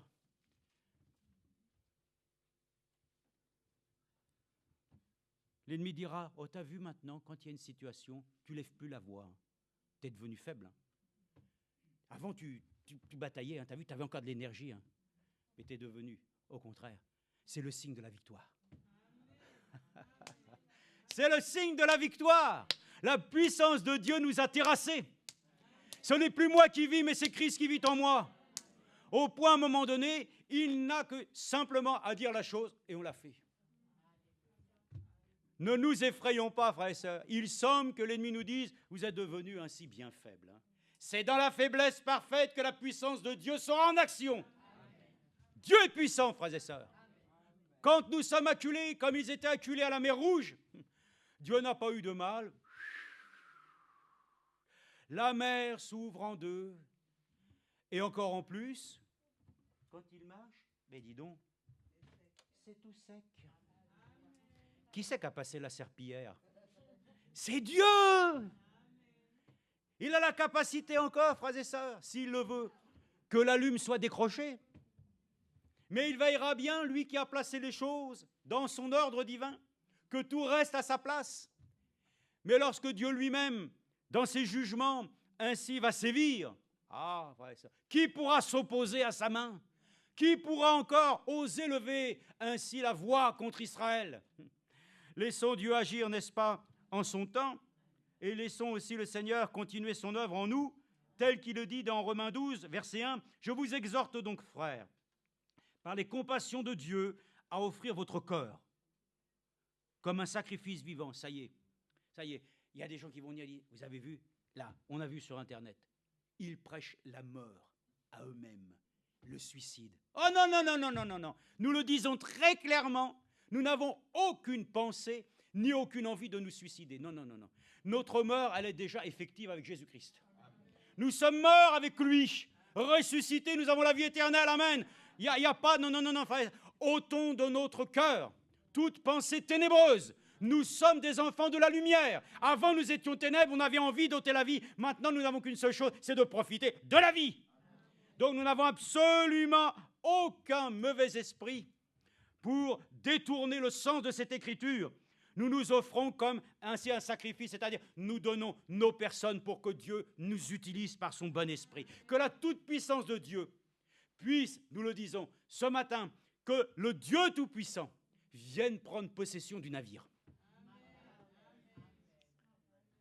Il faut que le Titanic que nous sommes, Dieu puisse lui-même être là, dirigeant le gouvernail, pour que nous puissions avoir l'assurance que nous ne sommes pas là capables de dire que nous pouvons affronter toutes les difficultés. C'est avec lui que nous triomphons de toute adversité. Alors il nous invite à offrir nos corps comme un sacrifice vivant saint, agréable à Dieu, ce qui sera de votre part un culte raisonnable. Ne vous conformez pas au monde présent, mais soyez transformés par le renouvellement de l'intelligence. Ô Dieu, renouvelle en moi un cœur pur et un esprit bien disposé, afin que vous discerniez quelle est la volonté de Dieu, ce qui est bon, agréable et parfait. Amen. Je pense qu'il y en a qui ont éprouvé ça, frères et sœurs, pour connaître quelle est la volonté de Dieu, agréable et parfaite. Et c'est ce que nous souhaitons, frères et sœurs. Une seule chose, que Dieu dans l'affaire soit glorifié. Que tout se fasse toujours, frères et sœurs, dans la simplicité et la sobriété. Amen. Que toute chose dans l'Église soit toujours faite dans la sobriété, afin que nous nous emballions jamais nous-mêmes en nous laissant aller ainsi à l'enthousiasme. Abandonnons au Seigneur comme un sacrifice vivant pour lui. Que la puissance de Dieu puisse réellement nous terrasser, comme il a terrassé Paul. Paul était plein de force, mais Dieu l'a terrassé sur la route de Damas. Une lumière est venue, c'était terminé pour lui. Il est tombé de cheval. Il était aveugle, c'était terminé. La puissance de Dieu l'avait terrassé, mais la puissance de Dieu l'avait choisi. Pour être ainsi celui que nous appelons l'apôtre Paul, l'enseignant pour l'Église. C'est merveilleux, non? Non, la puissance de Dieu, frères et sœurs, est encore capable aujourd'hui de nous rendre capables de devenir ainsi de ceux qui s'offrent en sacrifice vivant pour lui.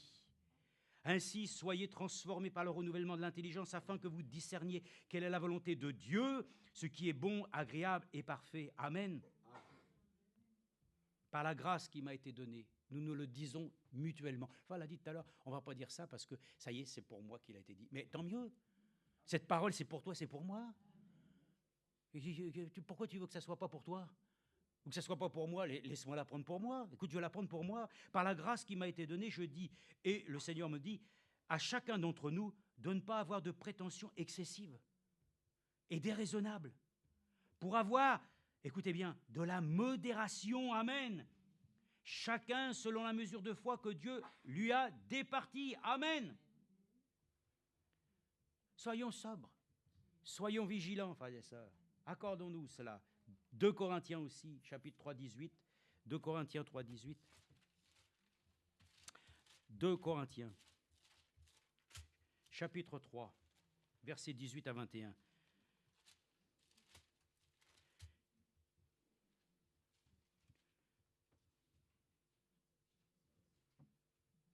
« 2 Corinthiens, chapitre 3, 18 à 21. C'est pas ça. C'est peut-être 1 Corinthien, alors. Non, il n'y a pas de chapitre 18. 2 Corinthiens, alors. Je vais peut-être le trouver ici.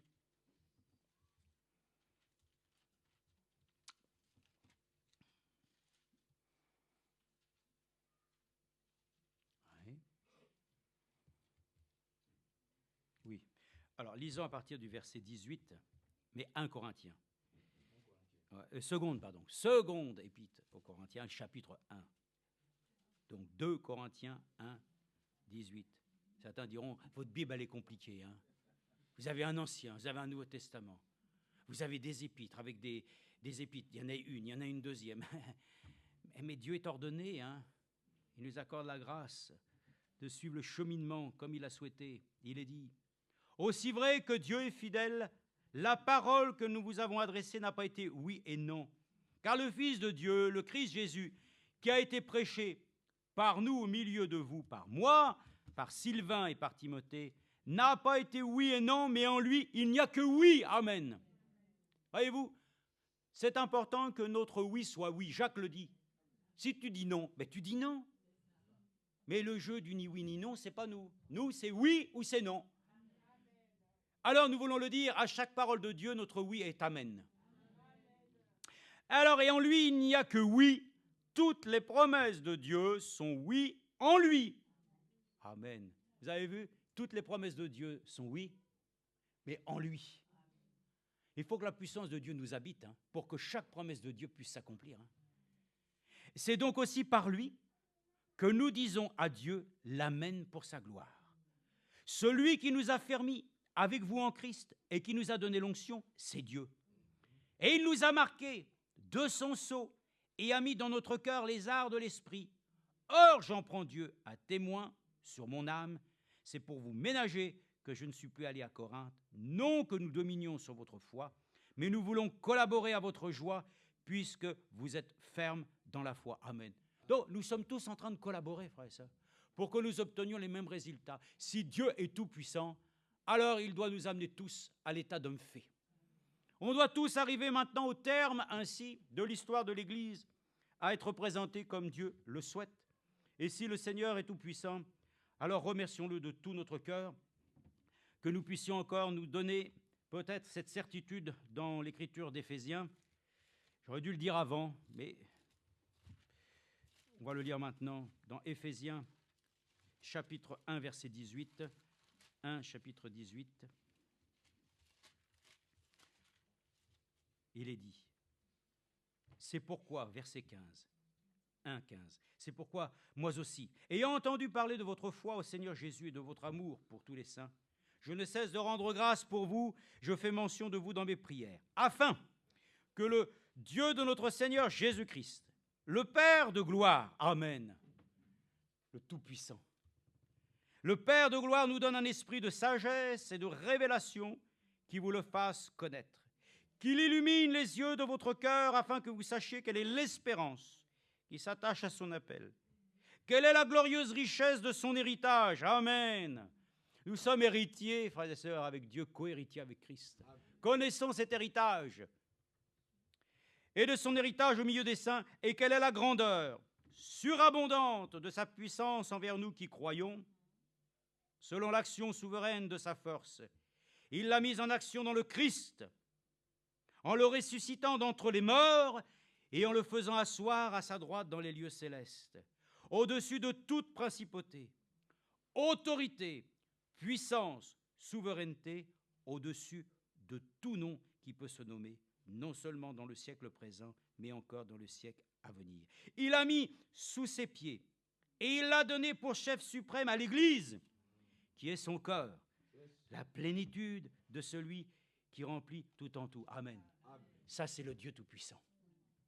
Voilà pourquoi nous l'avons chanté. Le Dieu Tout-Puissant, c'est Jésus. C'est là la chose que Dieu nous donne de pouvoir affirmer en nous que si réellement ce Dieu-là, c'est Jésus, alors il faut que réellement nous considérions qu'il a mis sous ses pieds et l'a donné pour chef suprême à l'Église, qui est son cœur, la plénitude de celui qui remplit tout en tout. Amen. Je termine, j'ai dit vite fait, le témoignage de Frère Branham dans un message qui s'appelle « Celui qui est en vous ». Alors, celui qui est en vous est plus grand que celui qui est dans le monde. Amen. Le Dieu Tout-Puissant qui vit en nous, il est plus grand que celui qui est dans le monde. Alors, à chaque fois que l'ennemi va venir en disant « T'as vu, moi je suis au-dessus », dites-lui cette écriture. Jésus-Christ, il a été placé au-dessus de toutes. Quand bien même les situations de... Je sais, l'écriture le dit, Jésus, c'est le Dieu Tout-Puissant. Il est au-dessus de tout. Quand bien même, oui, c'est vrai, je ne suis pas bien, je suis souffrant, il y a plein de choses qui peuvent nous mettre dans la tête, mais Dieu est au-dessus de tout ça. Alors, Frère Branham donne ce témoignage. J'aime écouter cela, c'est toujours réjouissant, et nous sommes heureux de l'entendre. Celui qui est en vous, témoignage. Bon, j'ai dit, montez par ici, et mettez-vous dans ces ravins, moi je vais grimper jusque très haut et faire rouler des pierres. Du haut de la colline et tout pour effaroucher les cerfs, les faire descendre de là-haut, et vous n'aurez qu'à faire votre choix. Frère Branham était parti à la chasse. Alors je me suis mis à grimper très haut, et au moment où j'allais arriver à l'endroit que nous appelions la Selle, un petit endroit là-bas, je passe toujours par là pour me rendre à un endroit appelé Quaker Knob, qui se trouve juste sur la ligne de partage des montagnes rocheuses, très haut. Et comme j'arrivais presque à cette petite selle, vous savez, les nuages devenaient de plus en plus noirs. Il ne restait plus qu'une seule voiture. Il n'y avait plus que nous là-bas, que nous étions là pour autant que... Et le cow-boy au camp. Bon. Le temps se gâtait de plus en plus. Alors, au bout de quelques minutes, il a commencé à pleuvoir. Eh bien, j'ai pris mon fusil et je l'ai mis sous ma veste pour éviter que la lunette se couvre de buée et que je fus mouillé, au cas où je rencontrerais un ours ou quelque chose comme cela en revenant. Alors, je tenais mon viseur comme ceci et je me suis assis quelques instants sous un arbre. J'étais assis là et je priais, j'ai dit « Seigneur Dieu, tu es le grand Jéhovah et je t'aime ». Que d'expériences que j'ai vécues, j'ai montré aux frères, et notamment à frère Palmer et aux autres, les différents endroits. L'endroit où c'est aigle, vous savez, je l'ai vu s'élever ce jour-là, vous savez comment, dans ces endroits-là, que toutes ces choses sont produites là-bas, il y a quelque chose qui me touche de très près là-bas. J'ai vécu tant d'expériences extraordinaires avec mon Seigneur là-haut dans ces montagnes. Alors on ne peut tout simplement pas aller là-bas sans le voir. Il est partout. Et donc, pendant que j'étais assis là, le grésil s'est mis à tomber et le vent a soufflé en rafale, comme ça. Et je me suis dit, je connais le chemin pour descendre, mais je ferais mieux de partir d'ici tout de suite. Alors je me suis dit, mais en regardant vers le bas, je ne voyais même plus ce qu'il y avait en contrebas, avec ces nuages qui tourbillonnaient, tournoyaient, et ce grésil qui soufflait. Et voilà, c'était le blizzard, ce qui avait été annoncé depuis plusieurs jours, qu'il y allait y avoir un violent blizzard. Frère Tom est ici, frère Tom Simpson, qui venait du Canada, avait entendu le bulletin de la météo et on lui avait déconseillé de traverser cette partie du pays à cause de ses prévisions qui disaient « il va y avoir un blizzard ». Où es-tu, frère Tom? Je pense que oui, juste ici. Et il dit « ce blizzard allait venir, tout le monde s'était préparé pour ça ». Eh bien, j'ai remis mon fusil sous ma chemise, comme ceci, ma chemise rouge, et je me suis mis à redescendre de la montagne. Je marchais et j'étais à environ un demi-mile, 800 mètres, de la selle. Et, oh là là, il y avait de gros flocons de neige, comme ça, et le vent en rafale sur la montagne qui soufflait. Je ne voyais plus ce qu'il y avait en contrebas, et je voyais environ 6 mètres devant moi, ou peut-être 9 mètres. Et je savais qu'il fallait descendre par un genre de petit, ce qu'on appelle un petit dos d'âne, une petite crête. Après quoi, j'arrivais au ruisseau. Ensuite, je savais qu'il fallait suivre ce ruisseau. et je savais où aller si ça se gâtait vraiment trop. Et donc je me suis mis à descendre et à peu près à mi-chemin, quelque chose m'a dit, aussi clairement que vous m'entendez, « Arrête-toi et retourne là-bas ». Eh bien, je me suis dit, mais qu'est-ce que j'ai pensé? Qu'est-ce que j'ai pensé là? Peut-être que ce n'est que mon imagination, mais je n'arrivais plus à faire un pas en avant. David m'avait préparé un sandwich ce matin-là, et je pense qu'il essayait de me rendre l'appareil parce que j'en avais préparé un pour son papa une fois, avec des oignons et du miel, tout ce que nous avions. Alors, il m'en avait préparé un avec du saucisson de Bologne, et oh, je ne savais pas ce qu'il avait empilé là-dedans. Je l'avais dans ma chemise, il avait été mouillé à travers